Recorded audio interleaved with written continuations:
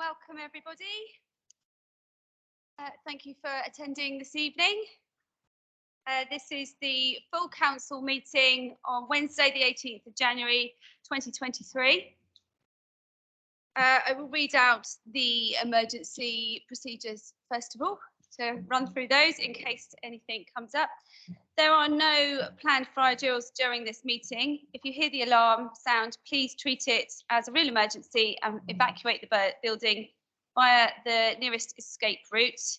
The nearest escape is by the stairs to your left as you leave the council chamber or public gallery.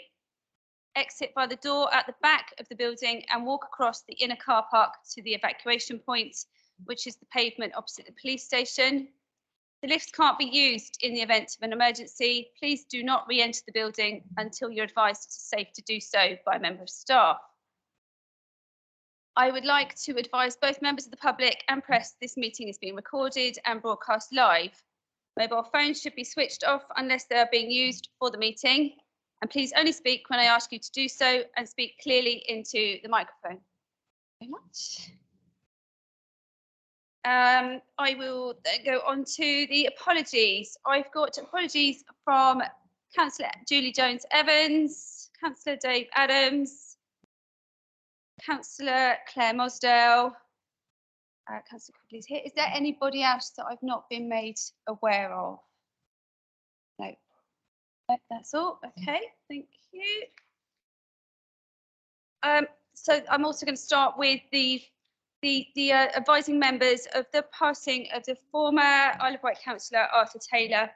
Arthur served as a councillor from 1987 to 1995 on the former Medina Borough Council representing the Ryde West Ward, and then from 1998 to 2013 on the Isle of Wight Council representing Ryde North West Ward. He was also chairman of the Isle of Wight Council between 2010 and 2011. We've had some lovely comments by email from other councillors to show their support for him, and that's much appreciated. Does anybody else want to speak? Or Councillor Stevens? I think it's right that we should speak, and I should speak as a Ryde member because we were called the Ryde Mafia at the time, with Arthur involved with Dave Knowles, myself, Ernie Fox, and putting Ryde first and making sure that we moved heaven and earth to try and get something for Ryde. But the big thing about Arthur was that he had a heart. He was quite witty in actual fact, and but to be in his company, and we used to stop off at the Fleming Arms on the way back from the full council just to whet our appetite, so to speak. Or shall we say a weekend that was coming. So Arthur was a great guy. We thoroughly enjoyed his company. Both Henry Adams and myself used to stop off at the Fleming and have a pint, and then Arthur used to live up the top end of Binstead, up around Newnham Road way, Newnham Lane, and yeah, great man, great act to follow, because I became the chairman the year after, and during his year, we went to, I'm trying to think of the place in Germany now, someone tell me, Coburg, and we had a terrific time there. We spent one Saturday afternoon, I remember, sat in the square, guests of Coburg, and they gave us beer vouchers and food vouchers, and there was a group playing. So we sent the ladies shopping, and we sat there in the sun, enjoying the hospitality of people of Coburg. And as I said, Arthur was always a great chap to cut through any. Forget the politics with Arthur. Everyone knew he was a conservative. Everyone knew that I was an independent, and Henry was whatever colour it was that came along during that term. So rest assured, we had a good time. Politics went across the other side of the square, and we just enjoyed ourselves as you would. And let's hope that we can start twinning again with some of the partners around in Europe and also across the globe. Thank you. Thank you, Councillor Stevens. Be sadly missed. Councillor Fuller? Want to add something quickly? Thank you very much. A lot of members won't remember this, but myself and Arthur represented Ryde wards. Arthur represented Ryde Northwest, and I represented Ryde Northeast. This was back in the distant 1990s. And, you know, myself and Arthur got along really, really well. But one thing I'd say about Arthur, lovely chap, absolute gent. Absolute gent. He was an old Scot. He was what we know, what Councillor Brodie would say. He was an old style Tory. And we used to have a lot. We didn't agree with everything, but he actually was a brilliant councillor. And the two of us worked on issues in Union Street in Ryde. And I couldn't have thought of a better bedfellow when I was working with Arthur for the betterment of the people in Ryde in my early days as a councillor up until the year 2001. So my thoughts are with his wife and with his family. And yes, thank you. Thank you for those kind thoughts. Councillor Robertson first. Yeah, thank you, Chair. Yes, I'd like to offer my condolences on behalf of the Conservative group. I knew Arthur very well, but as an activist trying to get him re-elected when I was initially when I was still at school, which just goes to show how long Arthur was on the council for. I think having heard the comments that have already been made in this chamber, but also seen some of the emails, I think the two things that come out is that he was a gentleman, that he served his community very well indeed, and that although he was a committed Conservative, he was also able to work with colleagues across the chamber. And he will have served with a lot of councillors in his time, both in this council and its predecessor council. So I'd like to just offer my respects and condolences from the Conservative group. Thank you, Councillor Ward.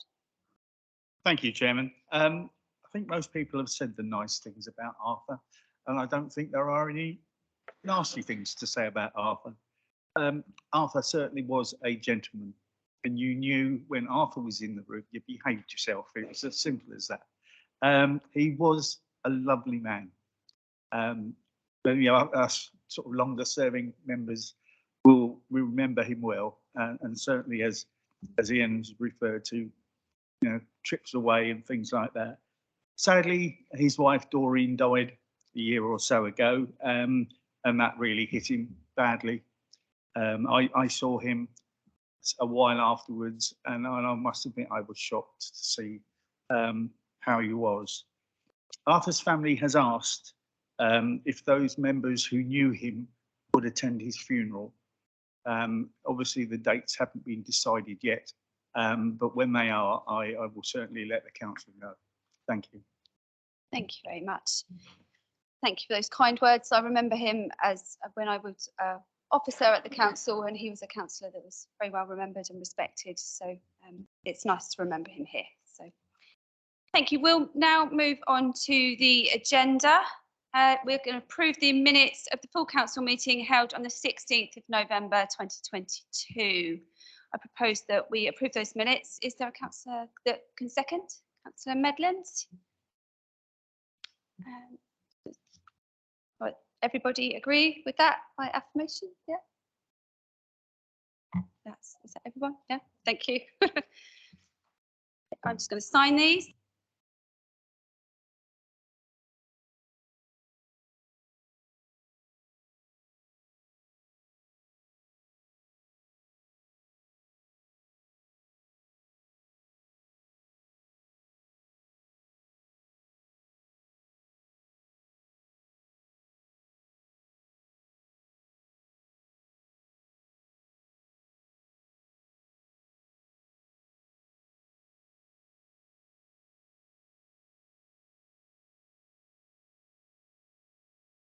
Okay, with those signs, we'll move on to item 2, the declarations of interest. Is there anything anyone would like to declare? Councillor Fuller.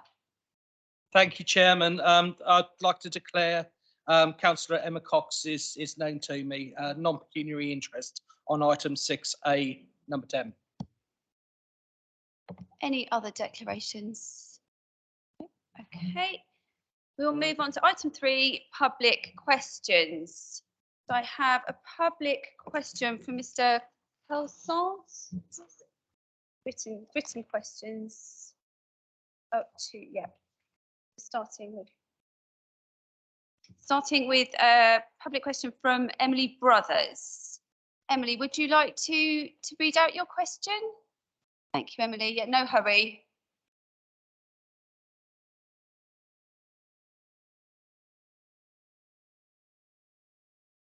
Thank you, Chair.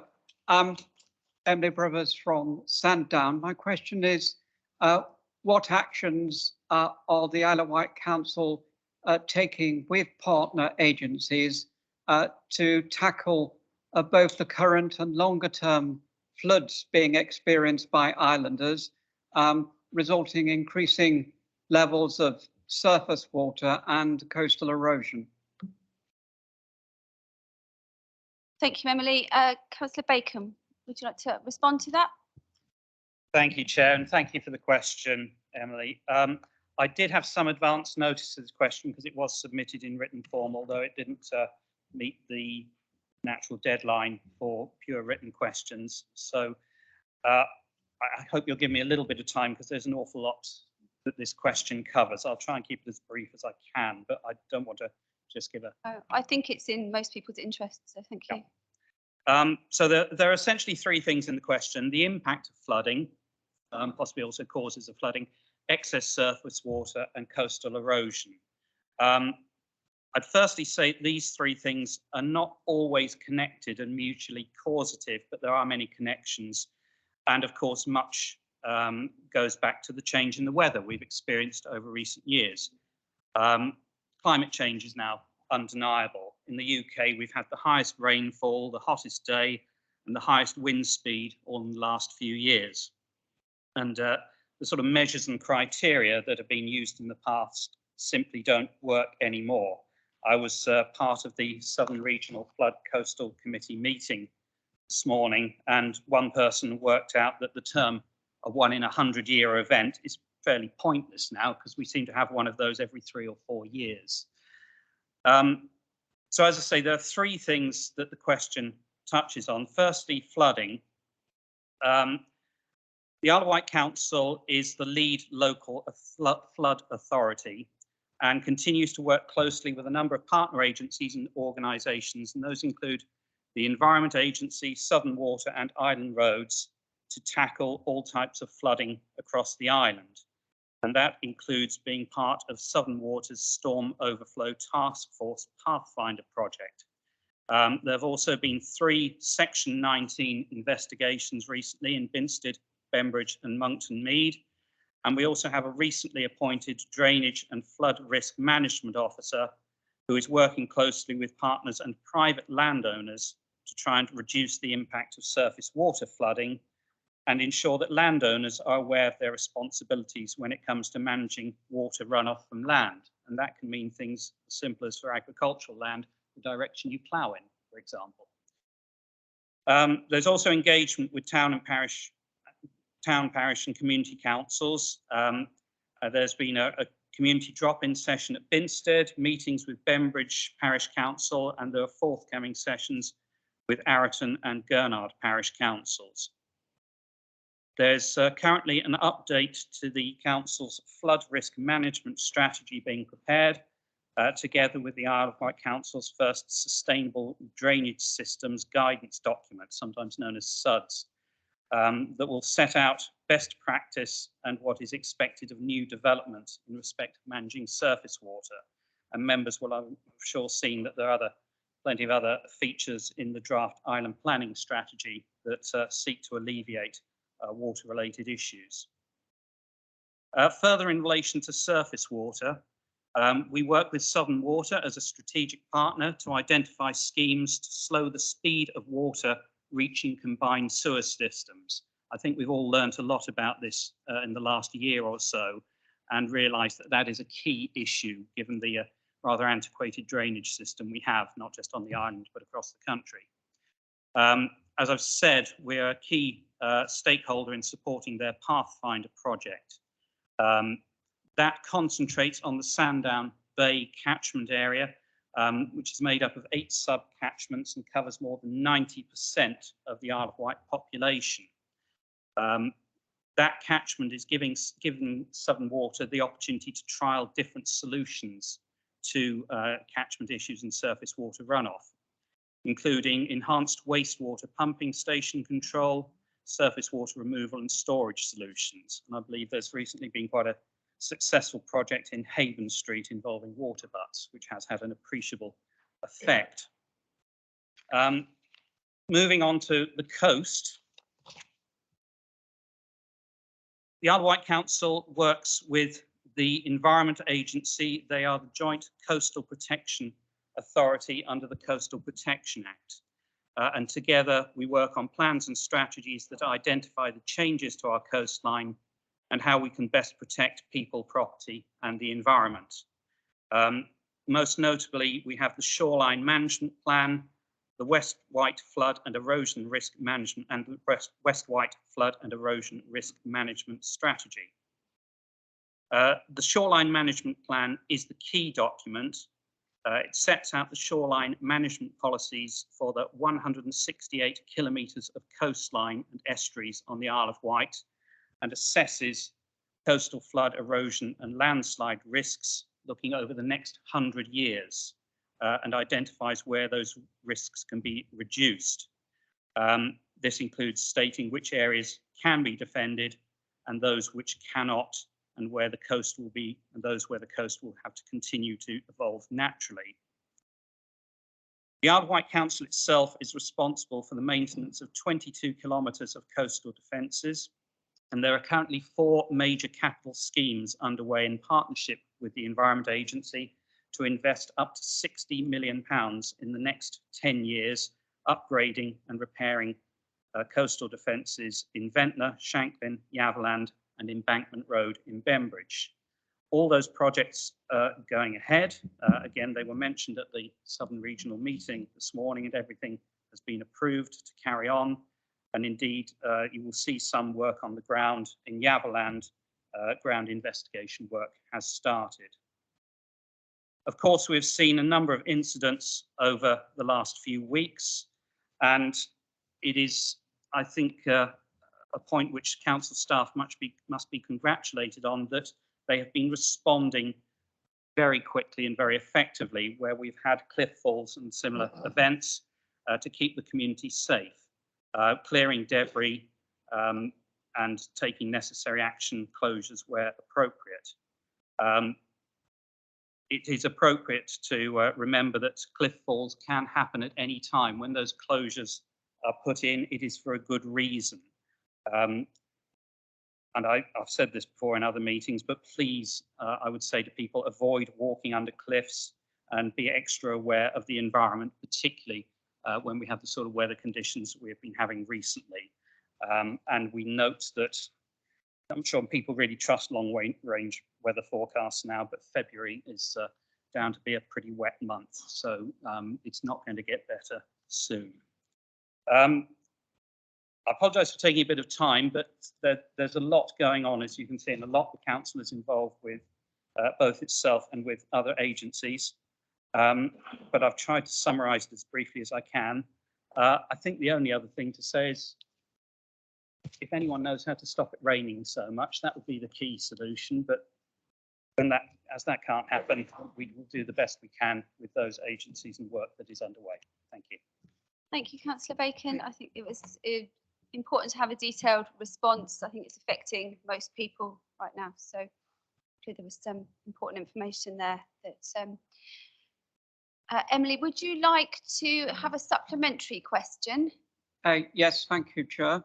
I'd like to thank Councillor Bacon for that comprehensive response, which raises a number of issues, but I'll come to the core. Being from Sandown, we've had slips along the revetment from the cliff, and getting from the town through Moulton Brook is certainly proving to be increasingly difficult. My supplementary is, does Councillor Bacon feel that particularly the flood strategy, which is being updated, is sufficiently robust enough, and does it have oversight of the role of town and parish councils and how they might be involved in addressing these issues, and what support is available to those town and parish councils, particularly where there are gaps in their involvement in tackling flood defence in relation to coastal erosion and surface water incidents.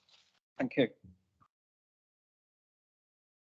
Thank you for that supplementary question. I think the honest answer is it's an ever-evolving picture, and things are changing rapidly with the weather and the effect on our coastline and environment.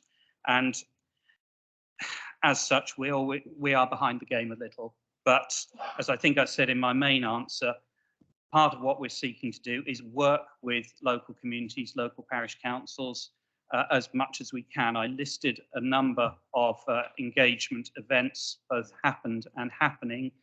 Sat next to Councillor Dorr, where I think there was a particularly successful event in Binstead, which indicates what we can do. And the thing we must do is to continue with that work. Certainly if local town and parish councils and community councils want to approach the Isle of Wight Council, if they feel there's a contribution or a suggestion they can make, that would be very welcome. We're all in this together. We all live here. We all benefit from our wonderful environment, and we want to see it protected as and where appropriate. So, as I say, I think if there's any approaches that can be made to us with suggestions, please can we hear those? But otherwise, we will be reaching out to all those communities to try and do what we can where we can. Thank you, Councillor Bacon. We have another question, don't we? The question from Mr. Coulson. Any other oral questions? I don't have any in front of me. Oh.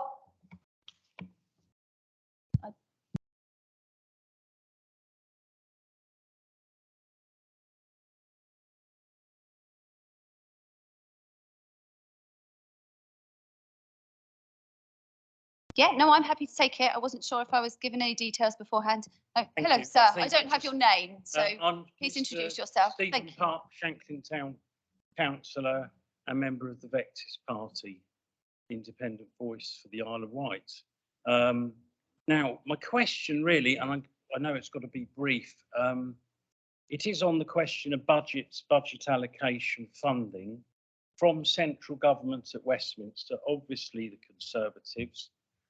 It involves all of these issues. We're playing catch up. We're behind the game all the time. Flooding, sewage, coastal defences.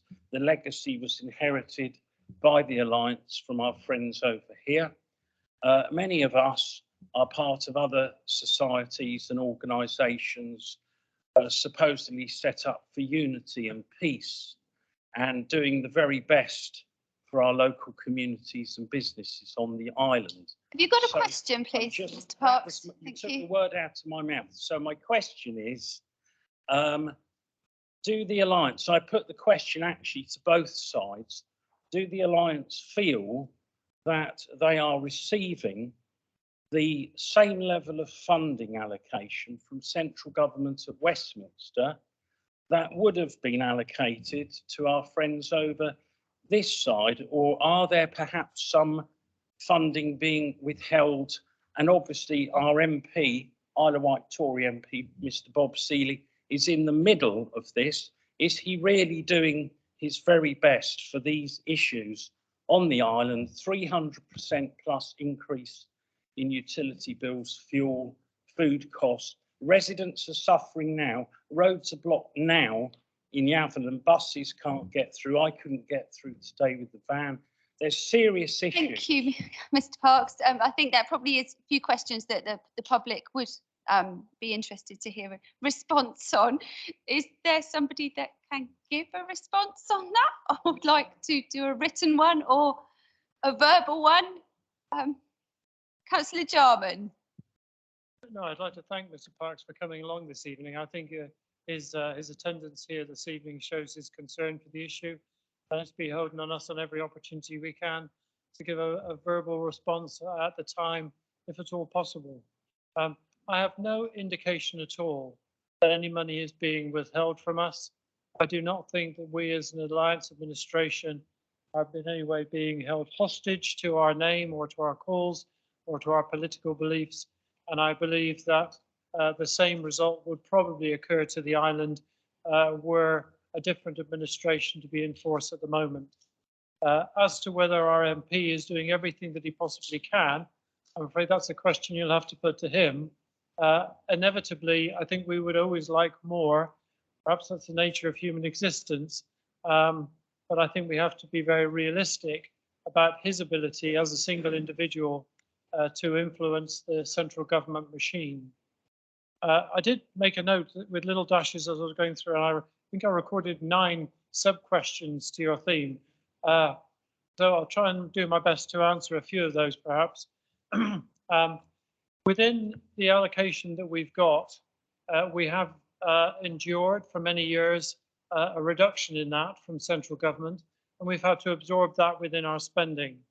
You're probably aware that for very many years as well, we've been making a case in terms of our exceptional circumstances, seeking to get those circumstances recognised with more compensatory elements in our settlement with central government.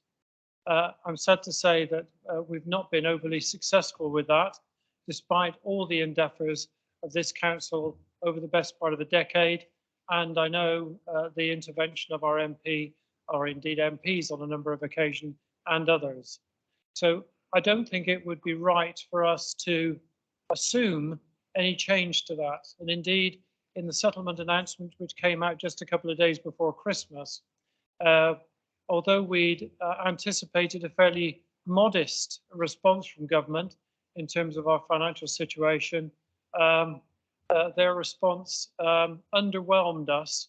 And we found that even our very modest assessment left us with the requirement to add a further 1.2 million to the gap that we had in our budget planning exercise. So in summary, I think just to conclude it and give my colleagues on the other side of the chamber, if they want to write as well, because the question was addressed jointly, I don't think we are at a disadvantage. I think we have a very powerful resolve to improve everything we can for the well-being of this island. But I think coupled with that, we have a very strong desire to cut our cloth accordingly and make sure that we have resilience to withstand this terrible period of austerity, which is not of our making. Would anyone else like to respond to that? Yeah, Councillor Robertson, thank you. Yes, just to say I agree with the cabinet member. I think the government are not making decisions about funding based on which administration happens to be in control of the council at any one time. I agree with him on that. Thank you very much. Do you have a supplementary, Mr. Parks? Not really a question, just to say that the Bay Area plan, the unity being shown across the councils in the Bay Area, I'd like to think that the same level of unity can be shown here at the Isle of Wight Council across the house here. Thank you. I appreciate that. We haven't got time to answer that. So we appreciate you coming. So thank you very much. Thank you very much. Evening. Now I'll do this one. This one I've been trying. So we have a written question from Mr. Quellen. That's how we say it. I'm not very good with these. Okay, try my best. So I'll read this one out. I'll read this written question out. So further to the leaders' answer at Cabinet on the 11th of November 2021 to written question PQ 4321, please could she explain the ongoing delay to the council's intended sale of its Pier Street site in Sandown and when or whether she now expects a contract of sale to be agreed? Leader? Yep. Okay. Thank you very much. This falls under the regeneration hat, so Chris Ashman has got a response. I know I've been dealing with this a lot because it comes up in my tri-monthly meetings with what we're doing as a council. The design works to produce an accurate costing of the proposed scheme have taken much longer than anticipated. They are, however, expected to be completed this month. These costs will then inform the conclusion of sale negotiations with the proposed purchaser. And I'd like to thank Mr. Quillen actually for raising the question, because actually we all want to draw a line under this. So thank you very much. Thank you for that response. This is no other public questions to answer, so we'll move on to item 4, which is Chairman's official announcements. To hear what I've been up to, so I've got a little report here, which basically says Happy New Year as well to everybody, because we haven't met since last year, so New Year to all. And so since the last full council meeting, I attended many Christmas fairs, village events, and I'd just like to thank all the communities and organisers that make the seasonal period more enjoyable for the whole of the island. And I know a lot of people, a lot of volunteers put lots into making those village events happen in our towns, etc. So all of much appreciation to that, and especially at the time where the cost of living is a concern for many. And I attended the Food Poverty and Waste Conference, and that was a very informative event, especially the showing of the film of the Family Voice film by Ventnor Town Council. And I'm supporting the warm spaces in my community and the coffee mornings and meals that we're doing for the community where possible, and ensure that there are opportunities for residents to find advice and assistance in a comfortable environment, as I'm sure many of you are in your areas too. I was delighted also to attend a showing of some short films about the biosphere at Brading Roman Villa, created by the students from the Bay. So that was really nice. I attended with Councillor Andre, and we were shown around the villa, and it was really nice to see the young people really embracing the biosphere here and flying the flag for that. The Vice Chair has attended a flag raising for the Transgender Day of Remembrance and the Midwives event in November. So thank you very much for doing that for me, Councillor Lilly. And it's a bit damp and cold and grey right now, but I look forward to some wonderful Isle of Wight events in the coming months. These will help us get through the next few weeks before we have some more daylight and sunshine. It's a bit more frequent. This weekend, I will see the installation of the new Archdeacon of the Isle of Wight at a ceremony at Portsmouth Cathedral. There'll also be a Dark Skies Festival organised by the New Carnival Company and AOB, taking place on the 17th and 18th of February at Isle of Wight Pearl. So I'd like to see as many of you there, if possible, for that, as it celebrates our unique dark skies we have along the south coast of the island. And next week, we'll be having a civic visit to the council by 6 Newport St John's Scout Group. So if anyone has any groups that they would like to... No, that's me moving about to sort out some shelves because of boards. Oh, so I'll carry on. If anyone's got any youth groups that they would like to come and visit, youth groups, any groups that would like to come and do a civic visit, then please let me know. So that's all for my report. Hopefully we've got that interruption sorted. And we will move on to the leader's update, item 5. So over to the leader. Thank you. I'm just grateful it's not the same as what happened on the football last night, and that somebody planted that, because that could be quite dire. Look it up if you haven't heard about it. Okay, could I firstly welcome Councillor Nick Stewart to the chamber. Actually, I don't think I've even had a conversation with Nick yet, but you know, we are trying to get there to work our diaries together. But it's very nice to see a new councillor and back in the chamber. I too wanted to speak about the very sad passing of our former colleague, friend and past chairman Arthur Taylor, with his lovely wife Doreen. I just think that they were absolutely superb in representing us as an island. And I happened to be, I think I was probably Mayor of Cowes, and so I was with them a lot at the time with all the civic stuff. And we had an absolute ball. He was a gentleman, but believe me, Doreen ruled the roost in that one. So Arthur was kept very well in check, and it's very sad. And my respect and condolences to his family, and if I can, I will go to the funeral, Councillor Ward. Nothing more really to add to the report that's already there. Thank you. Questions? Yep. I'll start with Councillor Robertson. Thank you. Referring to paragraph 5 of your report, which talks about discretionary housing payments, the housing waiting list has risen in the last 2 years. The housing company set up to deal with it is still dormant. Pitifully little is being done on housing. How are you going to turn the well-meaning words into action in 2023?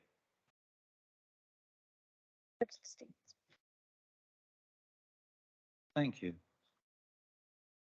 As you may well know, across England at this moment in time, local authorities are withdrawing and, if you like, postponing some of the projects that they've got in hand. This is because of the dire state of the building industry and also the financial situation. You may well look to the interest rates to realise that the same thing is happening here on the Isle of Wight as well as nationally. If you look across the piece, whether it's a Labour-controlled council or whether it's a Conservative-controlled council, they're in a hell of a state. One of them indeed is 600 million in debt and trying to sell some of the buildings that they've acquired so that they can actually ease the burden on their revenue outgoings. So that's the situation. With regard to the building company, that is still ongoing. We want something that is robust and can be sustainable. As I said initially, looking at every avenue from leasing to purchase to renting, and we want and I'll come on to Island affordable rents at the moment, which I feel are must. But what I would say is that the situation is that is ongoing. That the building stroke property company is within the legal department at the Isle of Wight Council at this present time, and we'll wait to hear when. I don't pressurise officers or staff. I wait to make sure that they're doing the job at the right time. We are looking. We do realise that there are pressures. I mean, if there was one displaced or a person in temporary accommodation or bed and breakfast or within a caravan, that's one too many. So we are not resting on our laurels thinking, okay, yeah, we'll keep the balance book up to speed and what have you. What we are looking at is making sure that what we produce at a given time is the correct vehicle, which will be one of the many, hopefully, within the toolkit of housing and property development on the Isle of Wight. At this moment in time, I would say that we are working with RPs, the rental providers such as Vectors Housing, Southern Housing, and Sovereign Housing. Don't forget, we've become an RP, and that was launched by the previous administration. So we accept that as the same as when you took the administration from the independents, you accepted some of the good things that we'd put into place. That's the way local authorities work. But I would say that yes, we are there. We've got an RP now. We will once we've got the housing sector of the Isle of Wight Council in the appropriate and robust manner that we want it to be. We will start to look and bid for grant funding from Homes England as well as anywhere else. But we have to work, and part of what's come about with regards to this budget making and future budget making processes is that we can actually transform what we're doing, and we look across the chamber as well as amongst ourselves and to fellow councillors to make sure that we get the use of all talents within this chamber. That's what the island needs. It's not Ian Stevens sat here just trying to blag his way out. I'm trying to get the best possible things we can. We're looking at affordable rents for islanders, but you've got to look at the situation with regards to affordable rents for islanders. If we acquire them, if we go out and purchase them, there is an interest to be paid on that £4 million loan. Unfortunately for me, but fortunately for this authority, we have a Section 151 officer and indeed a finance department that looks very, very closely at what we can gain from actually acquiring to renting and getting a return on there, which is not going to impinge negatively on our budget. So we're being fiscally responsible, and I think that, you know, as would you be, as you have been in the past on the other side of the chamber, but we've done the same. So I think that, you know, in a nutshell, company is going through the legalities at the moment. We are now an RP. We are looking to work in joint ventures and partnerships with others, as well as giving them the opportunities through the brownfield release land to see if we can actually get those RPs or housing associations who have the funding come and build. But what we want to do is have a mixed tenure, because affordable housing for the Isle of Wight is only 80%, as you know, of the market price. And what we've got to do is get that down, and hopefully when we start to look at dips and things like that, that we can actually lower the interest rate. That's one of the big things. Housing numbers might well be going through the levelling up process and the paper. That's all to the good, but we need to make sure that we can get our interest rates down on purchase houses. But we also need to make sure that we've got island affordable rental for our people. And so you know, and I'm not going to be off of labouring that, because we need to make sure that whatever we do, we're fiscally responsible to this council and council taxpayers. Yeah.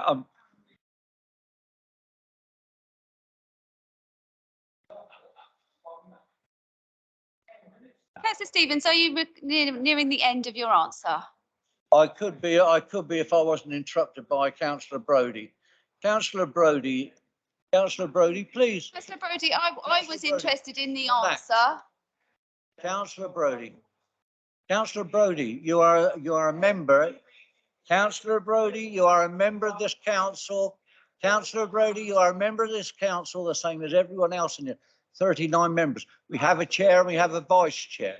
We have a vice chair and we have a chair. Councillor Stevens, have you come to the end of your... Shall I move on? Thank you. 2 seconds more. 2 seconds more, Councillor Brodie and chair. 2 seconds. No. Yeah. There's a bit of a time lag between us. Just relax. Just relax. Relax, please. Councillor Brodie, you are now making it last longer than it was necessary. I'm quite happy to see it, Jeff, and um, argue with it. I don't mind. I don't mind. You know I don't mind. Councillor Stevens, will you just finish the answer, please? Thank you. I most definitely will. And I will stop now because we have pathetic whinging from the other side of the chamber. Thank you. Okay, Councillor Lucioni, would you like to answer a question? Councillor Lucioni? We finished now. Okay.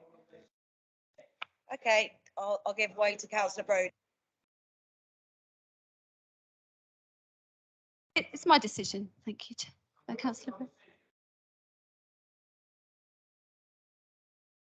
How have I haven't been biased? I chose Councillor Robertson We need first. some I could respect see for the chair. So, actually. Councillor Lucioni, we're wasting time here, Councillor Brodie. Councillor Lucioni, would you like to ask a question? I know the leader is very interested in the waste and recycling that the island's doing. So I wanted, if you agree with me, to thank Ireland to be great recyclers and the waste team for all the work they're doing. I noticed earlier Steve Hastings was online. I'm not sure if he's still there, but I'm sure that he'll be quite interested in this, to be quite honest. I am a bit of an anorak when it comes to waste, and poor old Tash will know that I don't know how long ago I started going to all the meetings, and I was really interested in recycling. So I don't know how many of you are old enough to remember this, but that we, the islanders, recycle not just a little, but a lot. Do anyone remember that? So we are doing really, really well. Jonathan knows it, obviously. We have focused on a zero non-essential waste to landfill strategy since 2011. And we are very, very proud to say that we're now diverting well over 90% of the waste we collect away from landfill. Absolutely astronomical. We're just so, we're really clever. I'm always boast about this when I'm in other places. We're exceptionally well placed to increase our recycling rates as an island, because our curbside recycling services allows everyone to set out unlimited amounts of recycling every fortnight. So we already know that we can put plastics and butter and yogurt pots, bread bags. Oh, I didn't know you could. Anyway, I didn't know you could do that, bread bags in there. But anyway, aerosols, glass jars, blah, blah. Envelopes in paper in our card. The one thing I didn't know, although you can put clothes out and curtains, cushion covers, I didn't know we could put handbags, shoes and belts. So that'll be going out this weekend. So that's really good.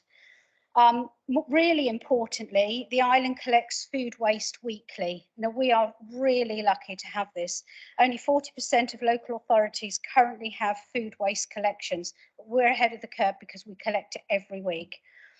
And recycling your food waste is obviously a really good way to reduce bin smells, but it's really important to ensure food waste is composted and the gases from processing are used to create electricity. So again, we're punching above our weight. Food waste currently makes up 22%. This is not such a good thing, of our black bag waste that we collect, and it really shouldn't be there. We should be using the food bags. Placing food waste in the black bin means it isn't recycled, and then that costs the council effectively more money because it has to go into the landfill. I wanted some stats about around what happened at Christmas, because as I told you, I'm a real anorak about this. So over the 2 weeks, 26th of December to the 2nd of January, our waste workers pulled out all the stops on collection round in the plant and at the tip. And I know the phenomenal amount of waste. So this goes, right. This year, our team collected and processed a whopping, and I'm not very good with numbers, 712-800 kilograms of mixed recycling. So that's a rubbish number, but that's the same as 450 family cars that we collected just in mixed recycling on this island. You can imagine if all of that used to go into the ground. Oh, anyway, food waste came in as the same weight as 2 blue whales. Which is 222.230 kilograms of food waste. And I will go, I've mentioned it before, 40% of the food purchased worldwide is thrown away. It's absolutely criminal. We've got to start thinking, and if the cost of living does nothing, it might make us think about the amount of food waste. All the wrapping and online shopping and cards, I don't do cards, but a lot of people did, paper and card during that time period, that's the same amount of weight as 30 elephants. So that was a lot of waste. Our crews on the ground need a massive pat on the back, absolutely for sure. There are over 72,000 properties collected from every week on the island. Each crew, approximately 1,200 properties are collected from each day. Now, I want you to remember that we had a thing out earlier in the year about the risk of the guys when it's dark, potholes, slipping, the ice. Are we nearly the end? Yes, I am nearly the end. Sorry, I am an anorak about this because it's important. We must make sure that our roads are safe, particularly on those unmade roads for them. So 17 frontline staff who make over 3.5 million collections annually. I just think they're absolutely amazing. And they didn't go on strike, so I'm really grateful too. These environmental superheroes on collection stuff. Now, I did want to know this. They can, on average, walk 10 miles a day, and you don't see anyone overweight. I might go into that after I finish this job. Lose the weight. We move on to the next question. Well, can I just finish this? Because behind the scenes, we've got a picking crew and a whole staff up there that we never get to see. and I think it's important that we pay. Don't forget to look forward to the exciting changes, exciting up or not, from DEFRA in October 2023. Or about single-use plastic I was going to talk about.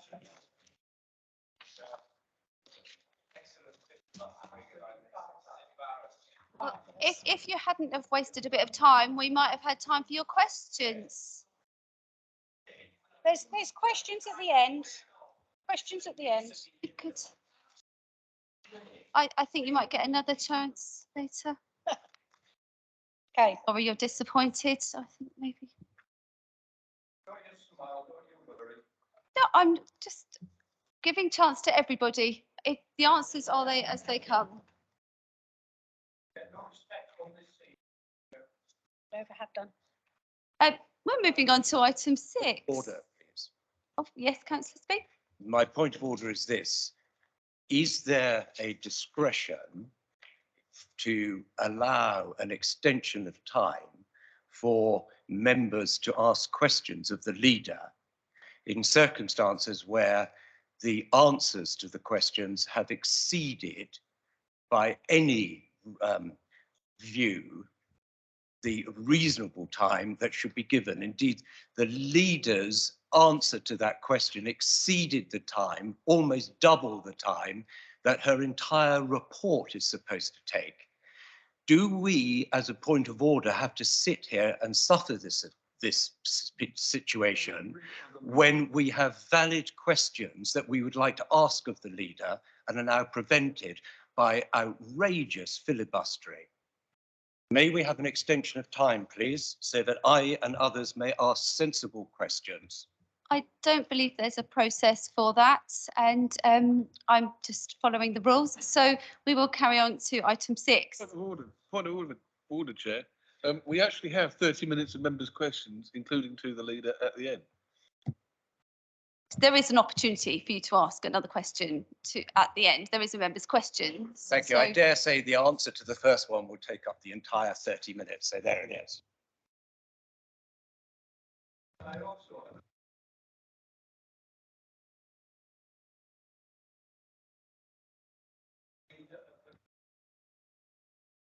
Questions to the leader of the council, not the deputy leader or any other. I think we've been over this before, Councillor Brodie. We've discussed it several times. Council.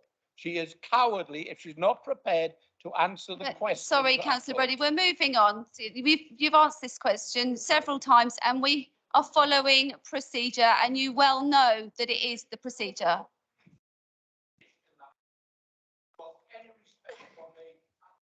I wasn't aware I had any respect from you, but you know, thank you that I did. So we will carry on to item 6, review of the political proportionality, alternative arrangements and appointments to the monitoring officer. Thank you. Thank you, Chairman, and good evening, members and members of the public. This item follows on from the by-election in November of last year, which resulted in the election of Councillor Stewart, who's obviously been welcomed already this evening to the chamber. And it also resulted in the formation of a new group on this council, the Liberal Democrat group, consisting of 2 members, Councillor Garrett and Councillor Stewart. And that formally triggered the need for the political proportionality review. It's one of those occasions in the Local Government and Housing Act 1989, which necessitates the report before you this evening. Members are already aware of the other trigger, which is the annual meeting each May. So again, we'll review it again in May. The report itself illustrates, and indeed the appendix illustrates, a lot of matters which are not being changed, but certain changes arise as a result of number crunching in terms of political proportionality. Now, one proposal has been usefully outlined in the report, and it's for members to consider, and that is effectively to accept the political proportionality review, but subject to a slight tweak, i.e. alternative arrangements. Those alternative arrangements, in essence, means that political proportionality would not apply to the Appeals Committee and will not apply to the Pension Fund Committee. The rationale behind this particular proposal is, should members agree to alternative arrangements in terms of the Pension Fund Committee, then that would enable the Liberal Democrat group to have a seat on the pension fund, and in effect, Councillor Garrett would continue to serve on the Pension Fund Committee. To compensate for that, then the loss of the unaligned group seat on the Pension Fund Committee, which is currently occupied by Councillor Garrett, who's now formed part of the Liberal Democrat group, would go to the non-aligned group on the Appeals Committee, with a net result that there were 2 vacant seats on the Appeals Committee. Now, the recommendations have been outlined in the report, but I think since writing the report, it'd be a lot easier to circumvent a number of those recommendations by drilling down to effectively saying to members, the first motion, which could be put forward by members tonight, could be that the political balance review be accepted, subject to alternative arrangements as set out in the report and as I've indicated this evening, in terms of the Liberal Democrat group having a seat on the Pension Fund Committee with it occupied by Councillor Garrett, and an additional seat goes on the Appeals Committee, which currently remains vacant. So if members are happy with that first element, and I'll just repeat, that's the potential motion, which I can't put forward, members can, that the political proportionality review be agreed subject to the alternative arrangements whereby the Appeals Committee and Pension Fund Committee are not subject to political proportionality, but varied as set out in the report and as I indicated this evening.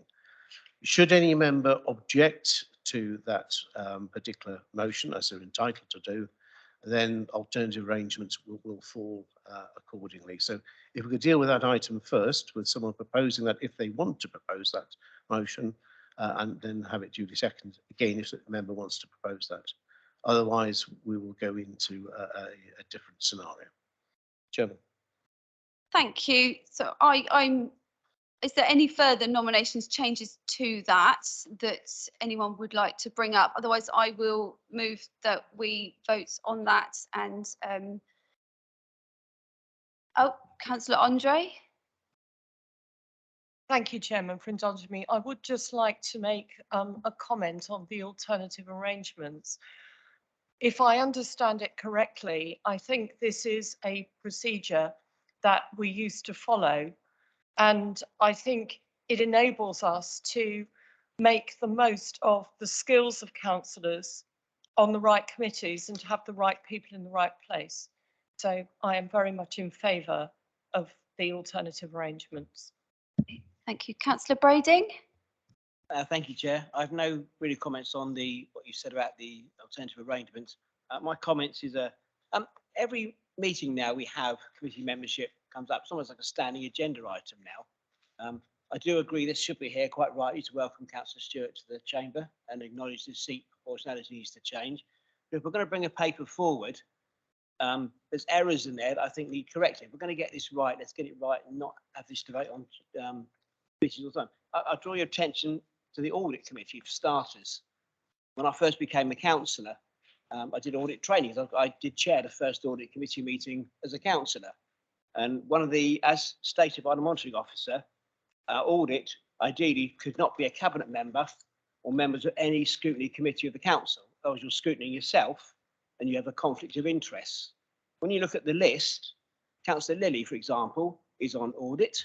Yeah, he's on corporate scrutiny and health and social care scrutiny. Councillor Louisiana is now a cabinet member, so he also shouldn't be on audit. And of the alliance, 8. Councillor Brady, I think we have discussed this before, sorry, and it was a recommendation. The recommendation is that we don't pass this paper because of the errors in it on the audit committee. But we'd addressed those that specific points at a previous meeting. Yeah, monitoring officer.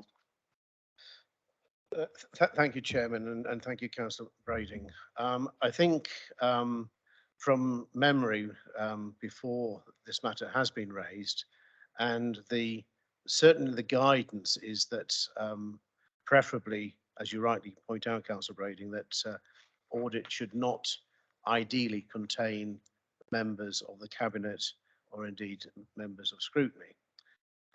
But due to the difficulties in the past of gaining individuals willing to serve on certain committees, including audit, then members at full council have previously given some leeway in the circumstances, given that there's only 39 members on this council.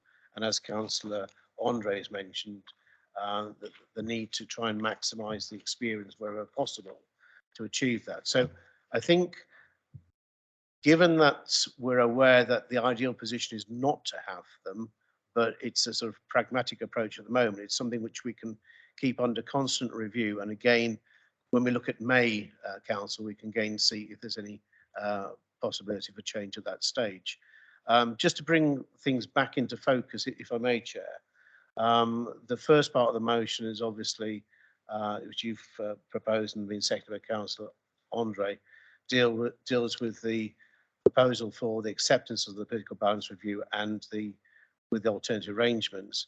And then the second part, which I would ask members, if they pass without, motion passes without dissension, then there's the appointment side in terms of the changes in the revised Appendix 1.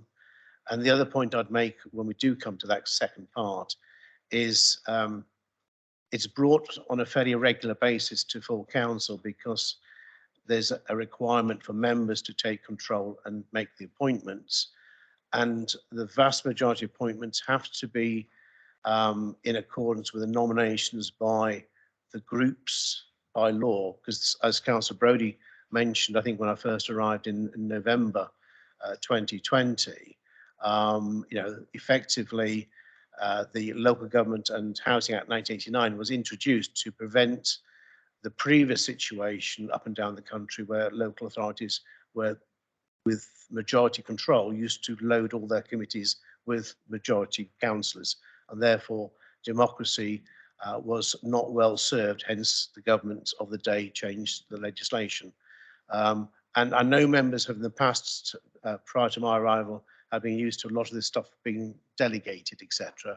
But there is case law, clear case law indicating and indeed legislation clearly indicating the importance of these decisions, which Councillor Brady effectively has indicated as well tonight, which can only be made by members sitting together at full council.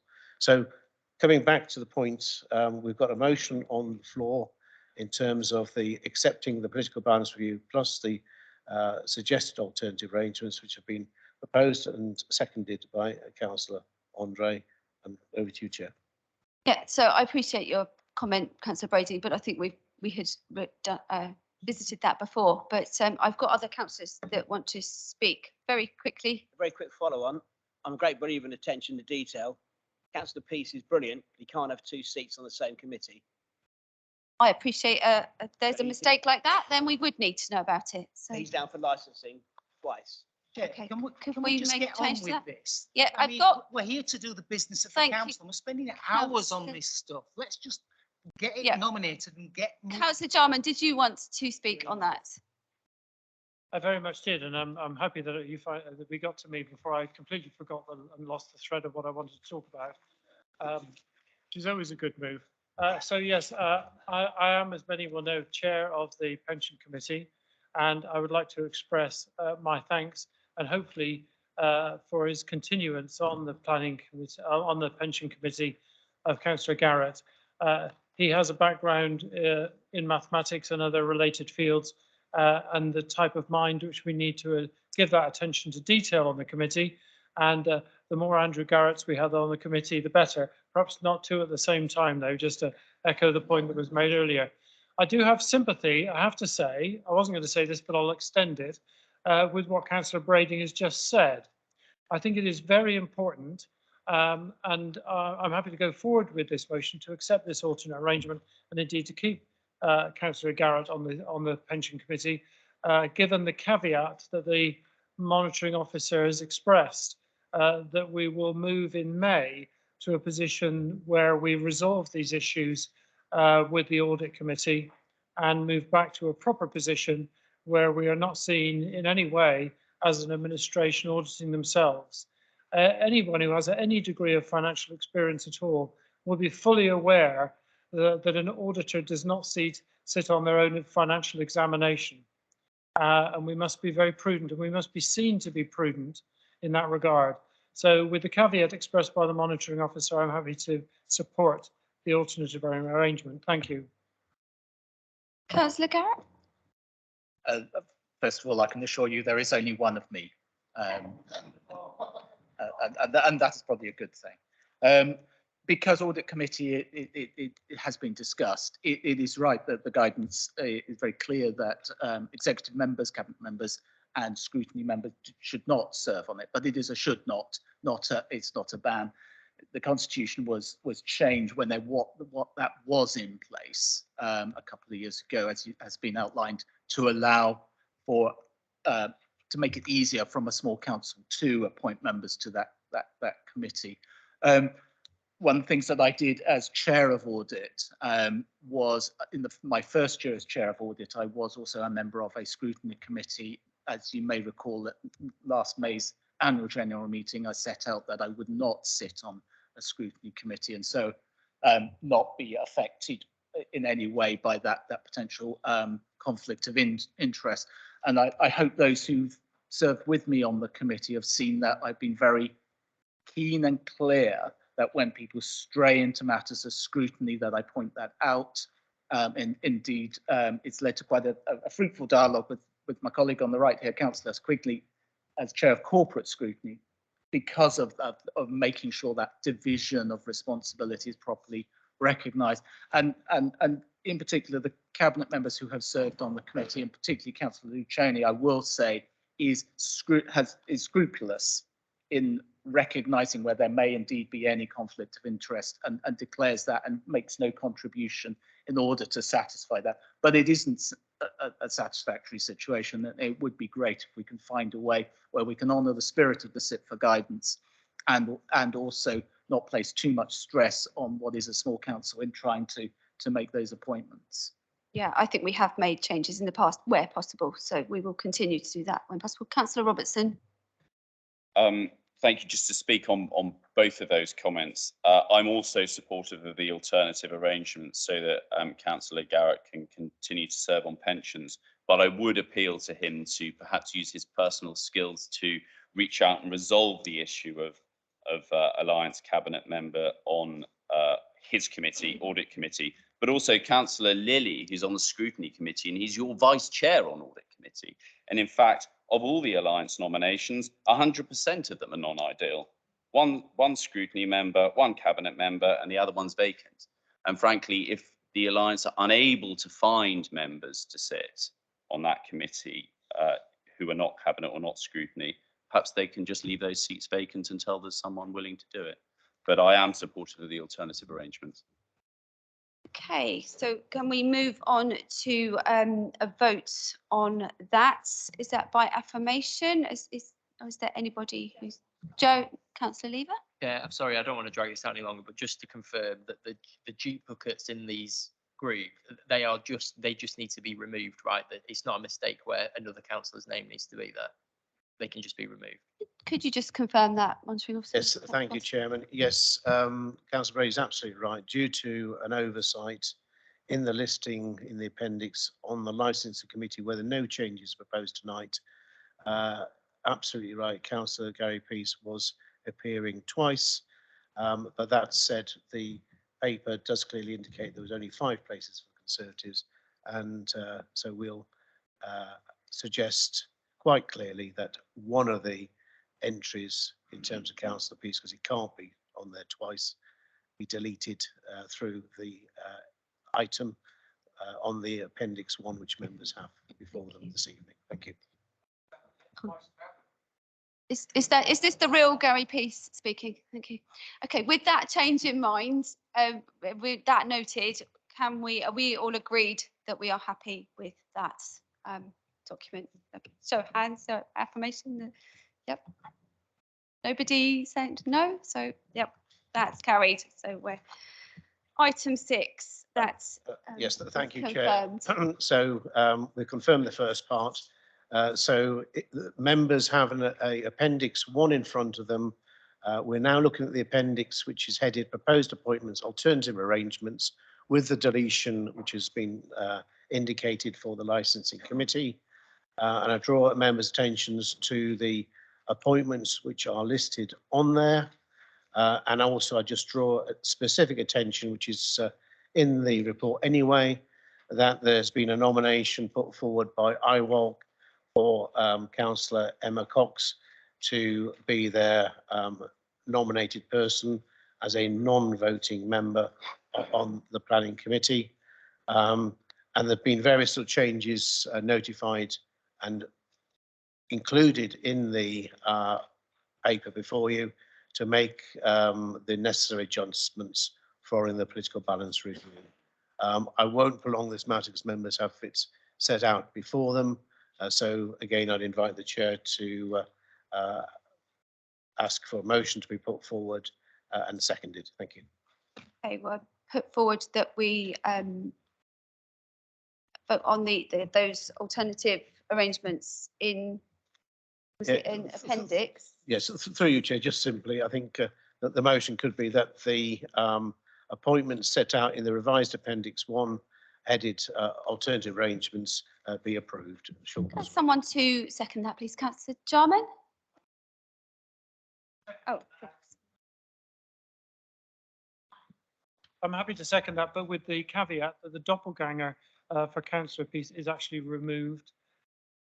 Indeed, yes, it has been deleted. With that This one removed. too. Okay. Is everybody happy with that? We vote on that, please, everyone. Any abstentions or no? No. No.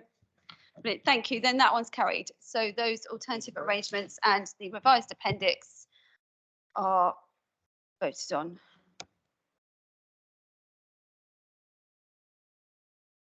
And on to item 7, report of the Cabinet Member for Planning and Enforcement. Can I invite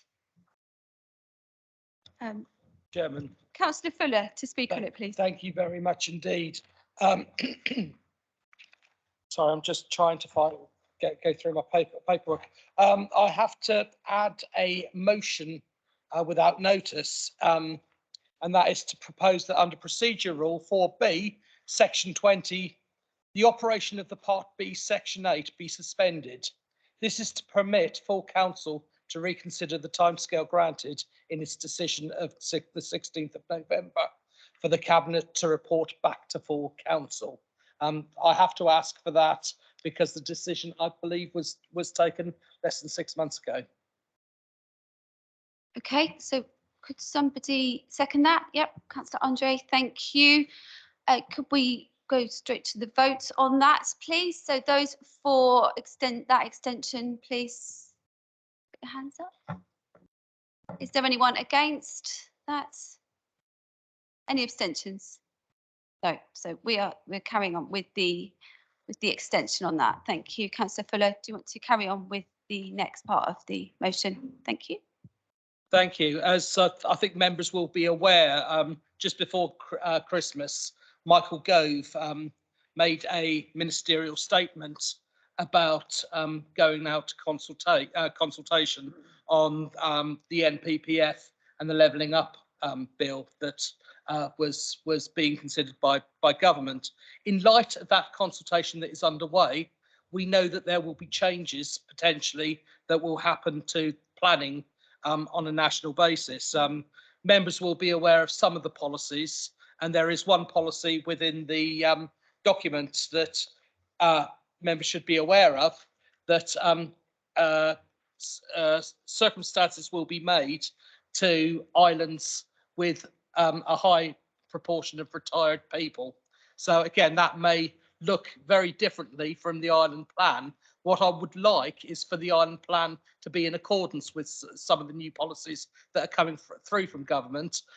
Members from the other side of the chamber has been sort of like relaying this for some time. Clearly, I would like to see legislation rather than consultation, but we are where we are, and I am asking for a delay for the island plan in accordance with that. Thank you. Are we happy to vote on that based on that report? So if I got someone who could second that, please. Councillor Drew. Could we take a vote on that, please? Oh. Yeah, can do. Yeah, if you'd like, Councillor Brodie, you're welcome to speak. Ruth, can we have some democracy, please, sometime? I'm actually quite concerned. I mean, I'm not going to vote against this, but I think it needs to be said that once again, we're not going to end up with an island plan any time in the foreseeable future. And I confidently predict now that we will not have an island plan in place by the time of the end of this council, the way things are dragging on. And I think members of this council need to understand that tonight, when you do this and you keep pushing it further back, because this government can't make its mind up about what it wants to do, because it gets held hostage by backbenchers like the incompetent Bob Seeley, that we're going to continue with the position we're in on planning of a presumption in favour of sustainable development, something that so many councillors in this room hate. Some of them around me, some of them over there, something I'm quite comfortable with, frankly, because it's the only way we're going to deliver any affordable housing on this island, given Councillor Stevens' total incompetence in this area, the delivery of nothing in the last 12 months since last year's budget. So I just want people to be aware of that you're going to be pushing something back even further. And I'm not a gambling man, but if I was, I'll put money on it. You will not see a new island planning strategy in place before May 2025. And the man I feel sorry for, because he told me privately a few months ago, is Councillor Fuller, because he's had it up to the back teeth with this, he told me. He wants to get an island planning strategy in place. And effectively, because of Mr. Gove and this incompetent government, and Mr. Seeley and his pals, Mrs. Villiers and the rest of them, he's back to square one. So just be aware of that. This is the sort of issue that we should be talking about. This is the sort of issue, yet you're all just going to vote it through. Because really, in reality, so many of you in this room, and seemingly the arch person is Councillor Stevens, aren't really interested in delivering genuinely affordable housing for rent for very needy people on the Isle of Wight. Thank you, Chair. Thank you, Councillor Brodie. I think you did vote it against it. So if you had voted for it last time, it would have gone through potentially. So we could have been further on in this process. I don't need your comments. Well, I can give you my comments because that's my right, just as it was you to speak. Could you turn the microphone off now so we can move on, please? Thank you. Councillor Lilly, would you like to comment? I also want to raise a concern. I will obviously support the motion. I think it is sensible to, because of the new NPPF coming through. And also we do know within the legislation that actually islands, right, will be mentioned, and particularly islands with older demographics, which actually basically is the Isle of Wight. So I do with that, but I have the same concerns as Councillor Brodie, that we do need this to come back at the meeting, the July meeting, and we do need to pass an Isle of Wight draft plan, because then we go what's called section 19 and we actually keep it actually moving. And if you look at the wording of the briefing that has actually come, it does in fact state that unless you have an island plan, right, that is up to date, you would not be able to take advantage of some of the things that are actually going to be mentioned in the Levelling Up and Regeneration Act. So I think it is very important that we put a very strong message. I'm putting a strong message with my vote tonight, that actually in July, a draft island plan has to come back. We agreed at a previous meeting on the points that went to the Cabinet by a majority decision to get through. And I feel that our staff team and Councillor Fuller has got significant time to actually get that together so it comes back in July, and then we move to section 19. There is a real danger that if we continue, the kind of vision of Councillor Brodie might come true, because it suddenly we get to August, September, and the consultation that actually went on will be out of date. So the planning inspector will be saying, we've got to go back to square one because your consultation is out of date. So we cannot afford for this island to go further without a draft island plan in place from July. And that's my caveat. I will support this, but it's got to come back in July and it cannot be extended further within that. Thank you. Thank you, Councillor Lilly. Councillor Quirk.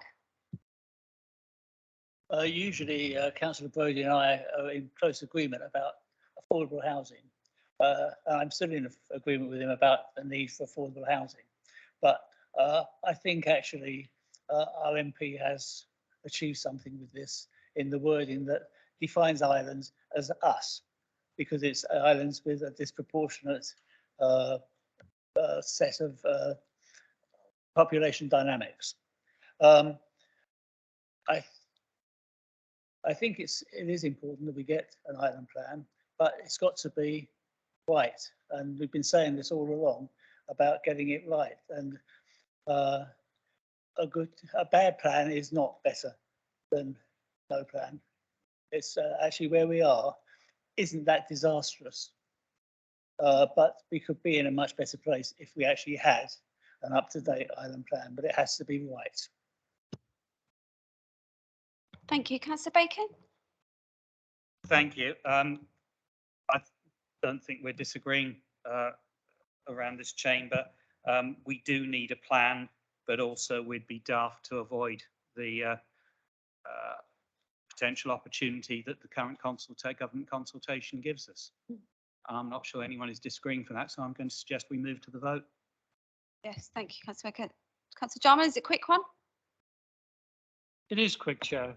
I'm going to support this. I don't think that will come as a surprise to people, but what I would do is implore all, including my colleague, Councillor Fuller, to use every resolve to work in parallel during that period to update the current version of the island planning strategy so that it is ready, baked and ready to go when we come back in July. Not that July is a starting point for an update. So I understand that drafting period will need to make some assumptions that it incorporates what is in the draft bill now. Many of you will be familiar with the fact that it passed the second stage in the House of Lords and is in the committee stage there now. It is moving at a pace. The NPPF consultation period is running. I'm one of those that have responded to that in some detail, and I would invite all of the members in the chamber here this evening to complete that response. I think the more the better. I understand it's quite detailed. It took me a while, but it's worthwhile being represented in it. That's what democracy is about, that we all have that voice. So I think we do need to work in parallel to make sure that we are ready to rock and roll come the summer. And I am aware that we do have money within the budget for external resources within planning. I'm happy to work with my colleague to look at the detail of that and see whether we can bring, if necessary, external resources to bear to accelerate that process. Thank you, Councillor Jarman. Are you going to, Councillor Fuller, bring this to areas that we can go to the vote after your comment, please? Absolutely. I'm just going to come back on some of the issues that has been raised. A lot of the policies within the island planning strategy do reflect the feel of what is being said about government. There are some very, very positive things in there. You know, particularly the looking at the social housing, social rent sector, and how we can actually use housing to prioritise for local people is so important. This is something I've heard time and time again while out to a consultation on the IPS. the numbers being advisory. Again, that is a key stumbling point for a lot of members across the council. That is that the number that we set did cause some concerns for some members, and to have advisory numbers, which is lower than what the government's suggesting, which is 730 per year at the moment for the island, should be quite welcomed. You know, the consultation will be out of date later on in the summer from what we did with the Regulation 18 consultation nearly 2 years ago now. So again, it is important that we do sort of like forge on ahead and we don't kick this to the long grass. We need to take this forward.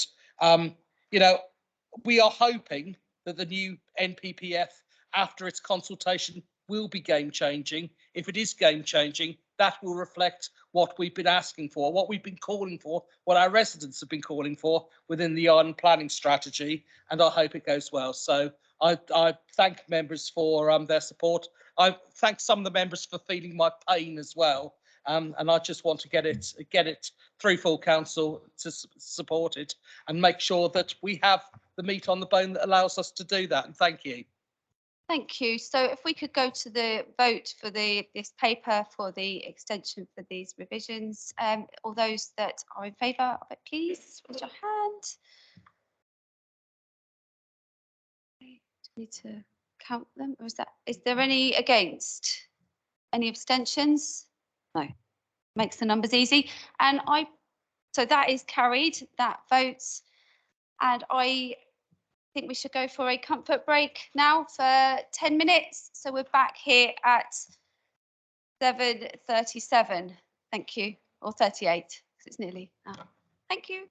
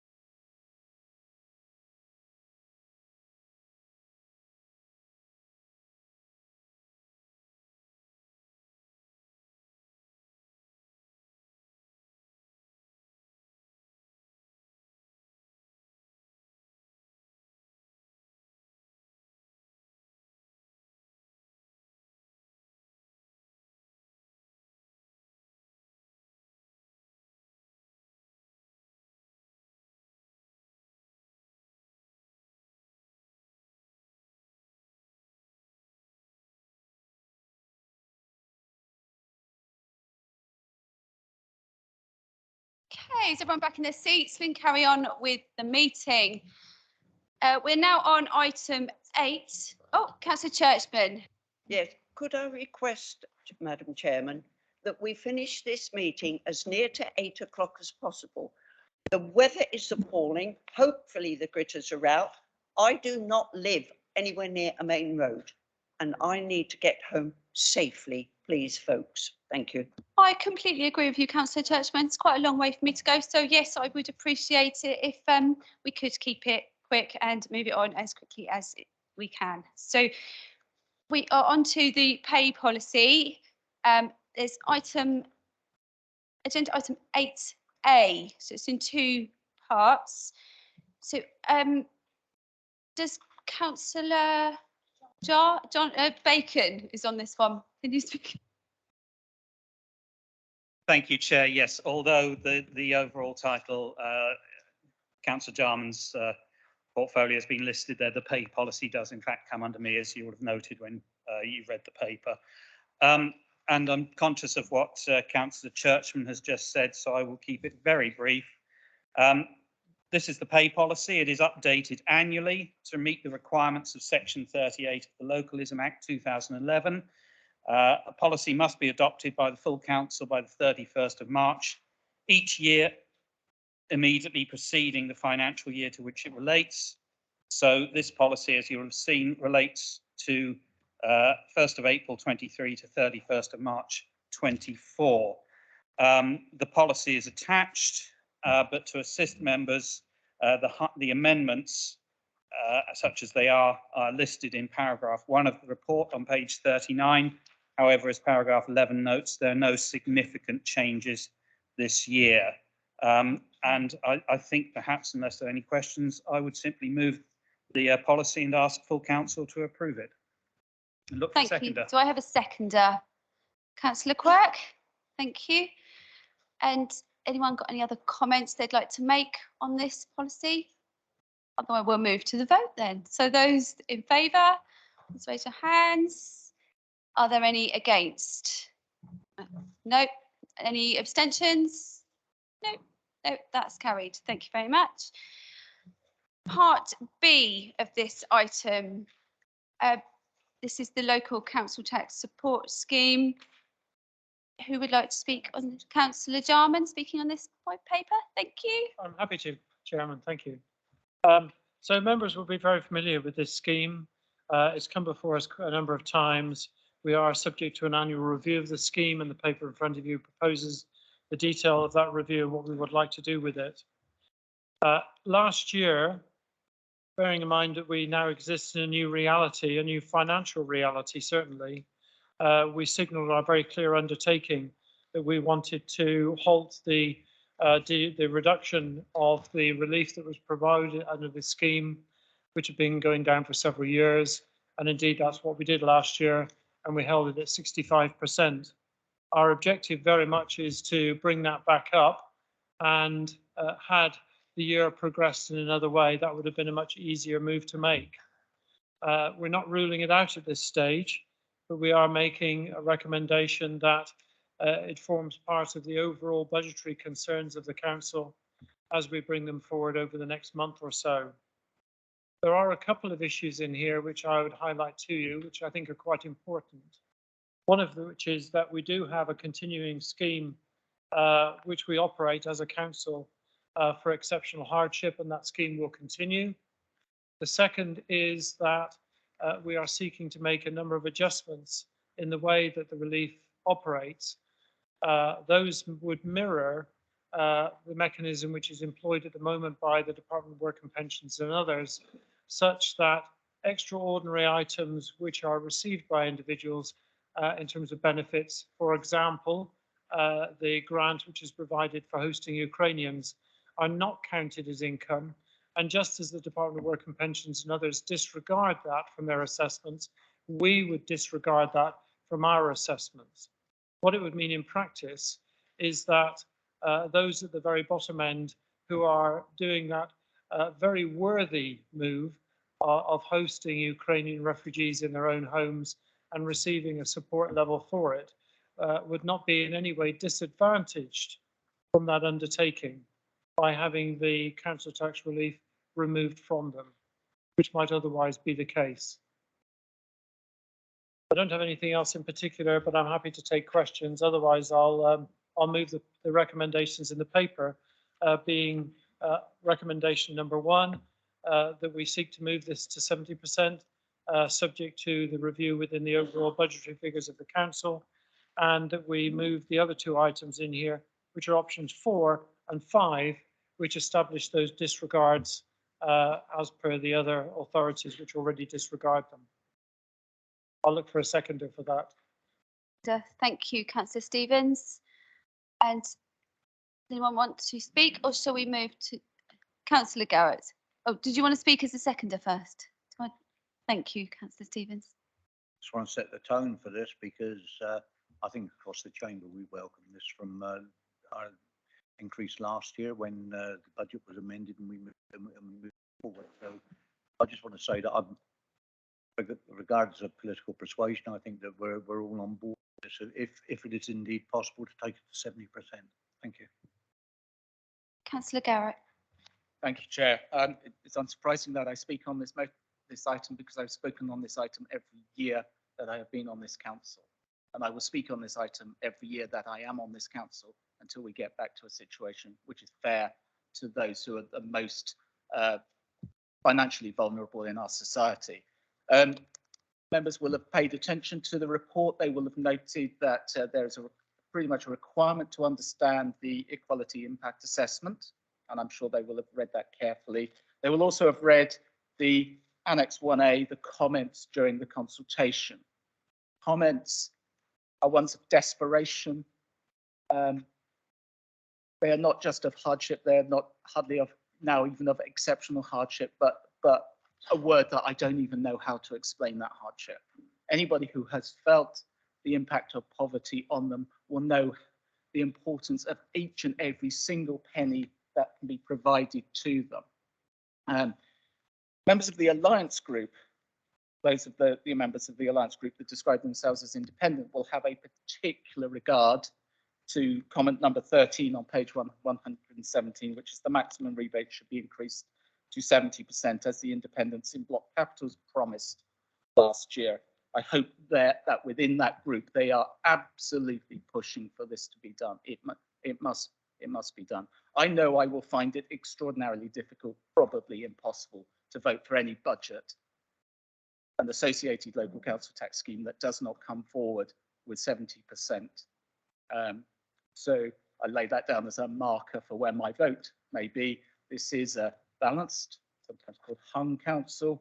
I know my vote probably carries more weight than it did in some other years when I voted against the changes that drew this number downwards. But ultimately, our responsibility is to support those who are most vulnerable in our society. The council adopted an overarching aim at my instigation on reducing poverty.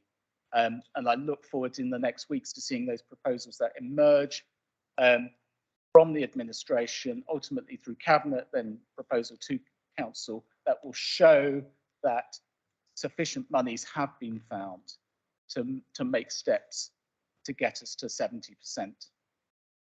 Thank you, Chair. Thank you. Councillor Brodie? Thank you. I agree entirely with Councillor Garrett regarding this matter. He has consistently raised it as long as he's been on this council, and I've always voted alongside him.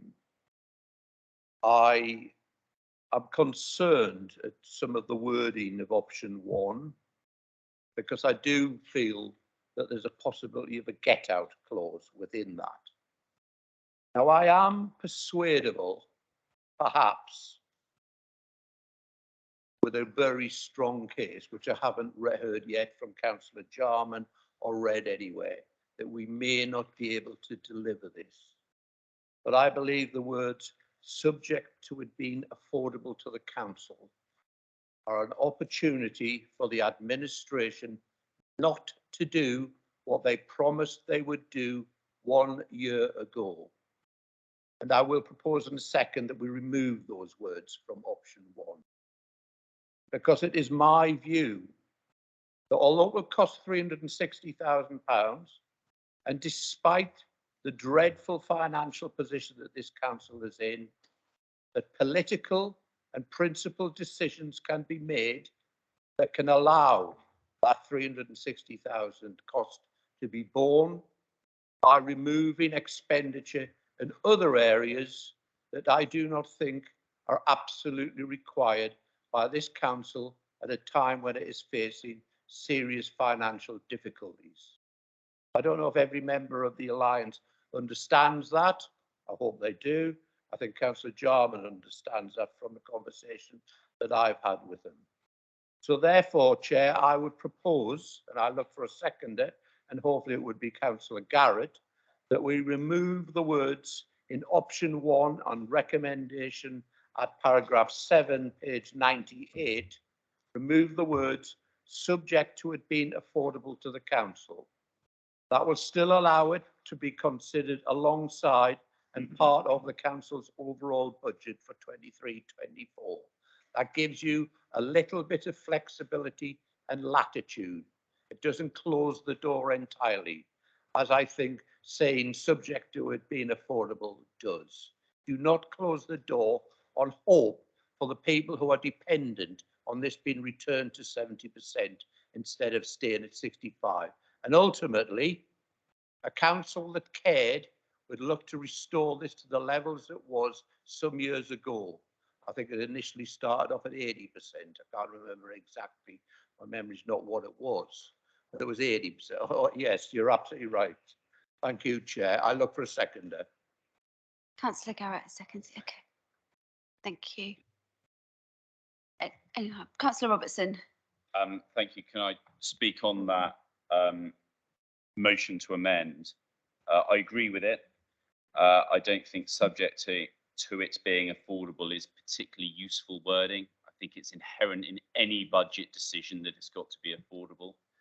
So I agree with that wording being struck out, and am anyway supportive of the 70%. And I strongly hope that's in the budget.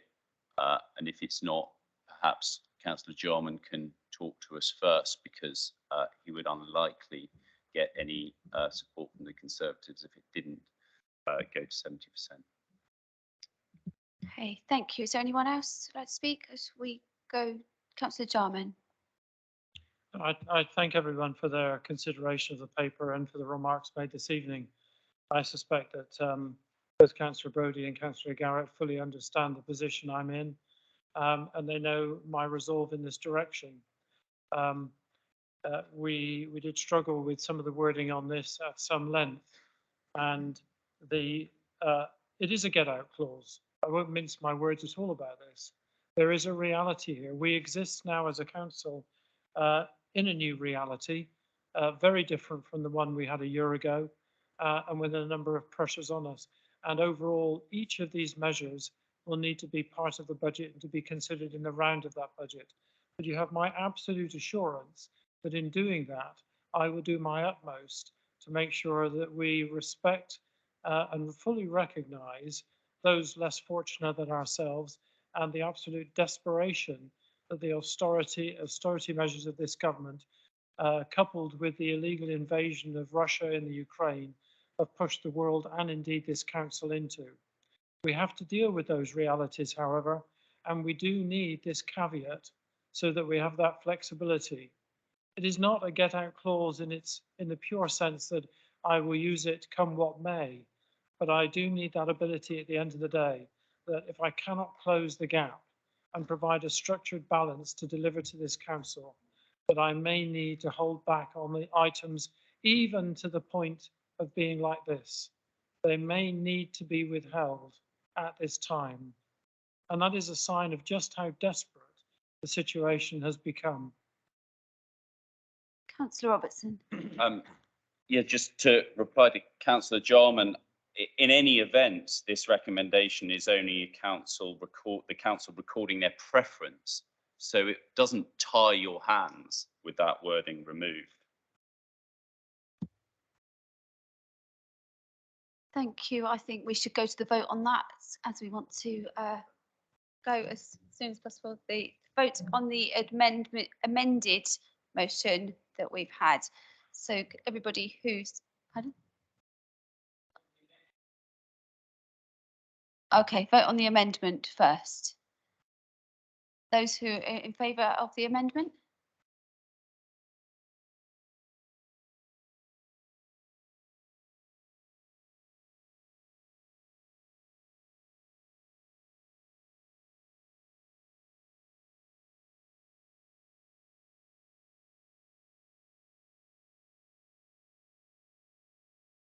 Those against?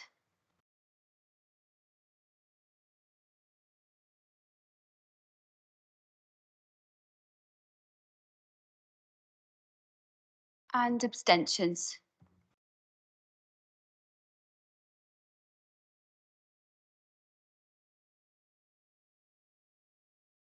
Thank you. So that is carried.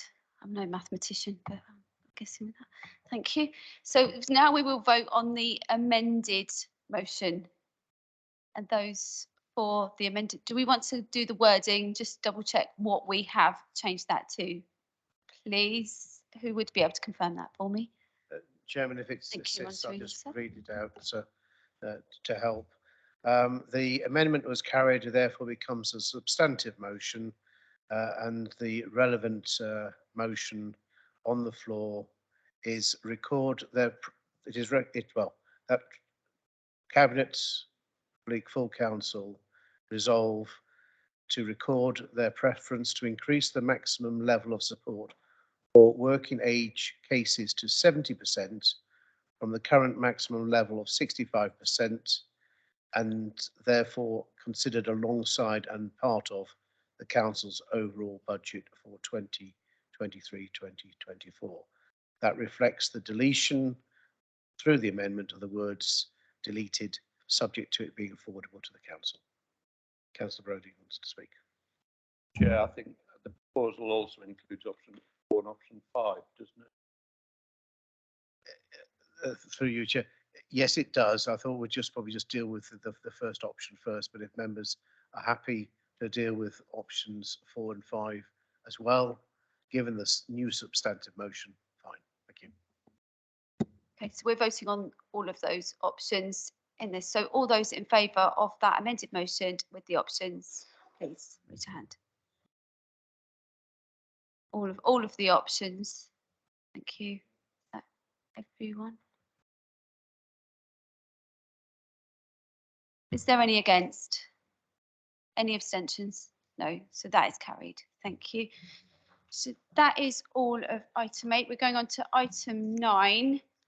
We have this is the members' questions time of the leader and the cabinet members, 30 minutes maximum. We have a written question from Councillor Nick Stewart. Councillor Stewart, would you like to read your question, or would like me to read your question? Question is, will the council provide details of the number and type of properties for rent delivered by the council in 2022 directly and in association with outside organisations, and the current plans for 2023, noting the council proposed prefabs as an immediate solution to the housing crisis? How many of those have been built? Councillor Stevens, are you replying to that question? I've got a written response here, and I shall read it verbatim. It should be noted that for a council to be in a position to deliver new homes, it takes substantial planning and pre-development work, which takes time to put in place. This has been the emerging focus for delivering housing since the Alliance came into administration. Taking this into consideration, the number and type of properties for rent delivered by the council in 2022 directly is as follows. Council purchased 4 one-bed flats in 2022 and a 1-bedroom flat in 2023, nearing completion. 5 flats will remain in council ownership for single homeless individuals or couples to rent. grant from the DLUHC via the Rough Sleepers Accommodation Grant and our Section 106 monies for affordable homes via the planning system was the funding source. So we didn't touch any grant, any loans. And in association with outside organisations, including plans for 2023, the council has grant funded Ryde Aspire grant, the development of 5 one-bed flats in Ryde High Street above an existing building, and completed the legal transactions through the community-led housing grant. These flats are currently in development and will complete next financial year 23 to 24. The council has also been working with Vectors Housing Association for several years through the previous administration as well as the Alliance administration to deliver a mixed-use site at Branston Farm by providing the land, securing grants and supporting the planning process and developing the combined infrastructure to the site. The housing provided is 42 new homes, of which 17 are 2-bed, 23 are 3-bed and 2 are 4-bed for both affordable rent and shared ownership / part rent. 16 new homes have been completed to date, with the remaining 26 to be completed in the next financial year, 23 to 24. Plans for direct delivery of modular prefabricated homes has been put on hold due to the financial position of the council, as they require significant cash-back subsidy, which is no longer available. A loan facility of 40 million was agreed in early 2022 to provide new homes, and this would require the identification of sites and projects that are viable and do not worsen the council's financial position. To date, no specific sites have been confirmed. What I would say there, that it was only 5 million in the current year, not 40 million. There are a number of grant-funded projects which will deliver more affordable housing in future years, such as Levelling Up Fund, Brownfield Land Release Fund, and One Public Estate. We are also working closely with island housing associations in order to support delivery of new homes. As I said in my previous answer, that was something that was and is ongoing, working in partnership. I'm going to leave it there, and no doubt I'll have a supplementary or something from our new member. So back to you, Thank you, Chairman. Councillor Stevens. Councillor Stewart, do you have a supplementary question? Yes. First of all, thank you to Councillor Stevens and to his team for providing the information. And also thank you to all of the council officers who spent so long briefing me on what the council does.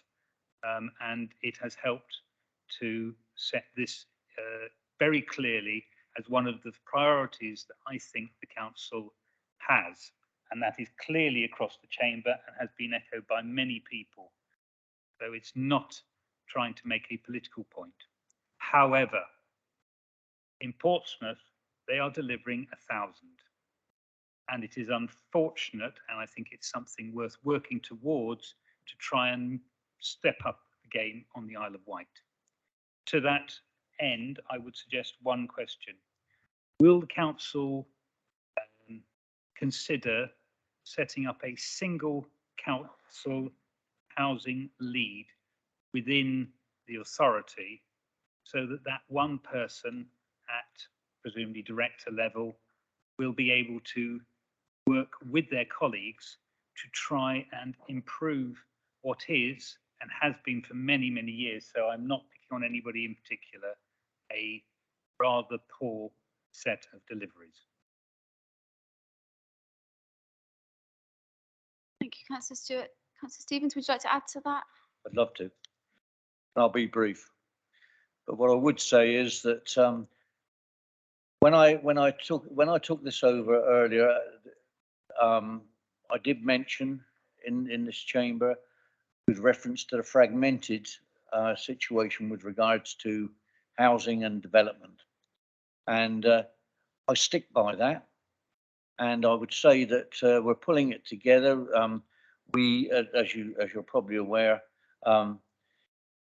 we have had a departure of a chief executive who I'd pleaded with to change the way and start to draw in from having 4 different entities within different areas of service, all appertaining to housing, from the empty properties to the various sites that we have and the assets that we had, and also our rough sleepers, etc., etc. So I won't give you a full list, but they were all over the show within this council, and we are now pulling them together.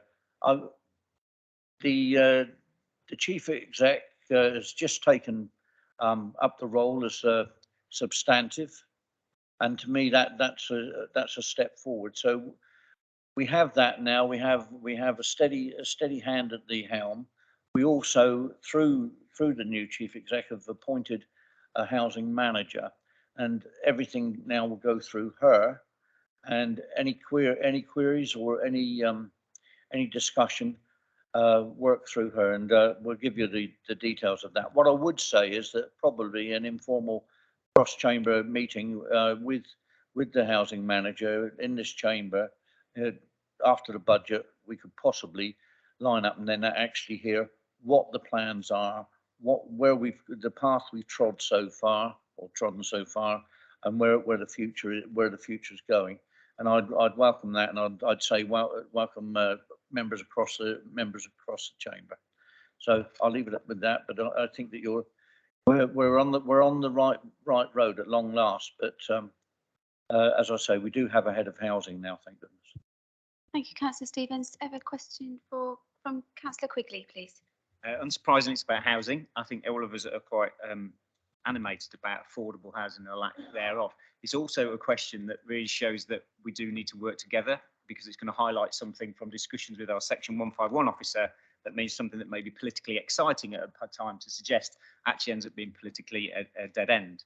Can Councillor Stevens confirm that the amendment in last year's budget to increase the spending on affordable housing to £40 million, but reduce the capital in the housing company by £500,000 actually stopped housing being built due to the new government regulations on no in-year losses, and that the original amount would have protected that company from making in-year losses and was effectively a slush fund, and now isn't sufficient for that company to start building houses? Councillor Stevens. I would say that you take any amount of money from an organisation or a would-be organisation or a set-up fund and what have you, has an effect. And obviously the amendment last budget did have an effect. Had an effect on the approach that we were making to the Section 151 officer and the finance team, because we were told if we went out and purchased, we would have to bring in 5% above the cost rate for the purchase or the build. And you can't look at 5%, shall we say, profitability when you're looking at affordable housing at Isle of Wight housing rents and prices.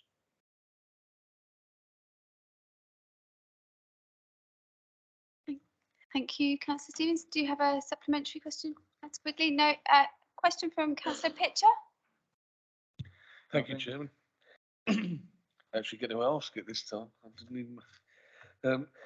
Given the hold-ups experienced with the draft island planning strategy, as we all discussed earlier tonight, will the Isle of Wight Council Planning Department, excuse me, please bring forward work on a new minerals policy to replace the existing decade-old and therefore well out of date one as soon as practically possible? Councillor Fuller. Thank you very much. Thank you, Councillor Pitcher. As you will be aware, the local aggregates assessment was circulated to you and your parish council a couple of months ago. This is an assessment that local councils have to provide on an annual basis. The suggestion that is being made is that it is a priority for the planning department, but only after we've got the island plan sorted. So again, this is another reason for pushing for the island planning strategy to be adopted as soon as the government comes up with their solution with their NPPF. We've been told by Michael Gove that is going to happen at the end of spring, sooner rather than later, so we can get on with those other policies that we need to implement within this council, and that includes the minerals plan that you are referring to, Daryl. Yes. Do you have a supplementary question, Councillor Pitcher? I do, Chairman. Is there any reason why the minerals policy and the other policies cannot be started sooner than the agreement of the draft island planning strategy? I haven't spoken to the officers, but I will raise this with them. I think it is important that we do have a minerals policy. It's the current policy is out of date, and the sooner we can get on with it, the better. But I will raise that question with the planning policy team tomorrow. Okay, thank you.